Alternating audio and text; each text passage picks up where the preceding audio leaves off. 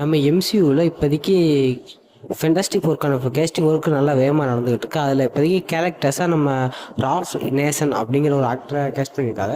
இவரோட எந்த ஒரு மூவியும் நான் பெருசாக பார்த்ததில்ல. இவர் எந்தெந்த மூவியில் நடிச்சிருக்காருனோட எனக்கு எந்த ஐடியாவும் இல்லை.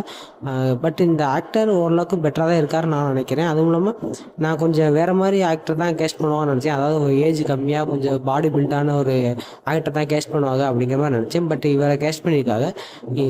ஃபென்டாஸ்டிக் ஃபோர் ஒரு மூவியில் மட்டும் கேரக்டர்ஸை காட்ட போகிறதில்ல, அடுத்தடுத்த வரப்போகிற படங்களையும் காட்ட போகிறாங்க.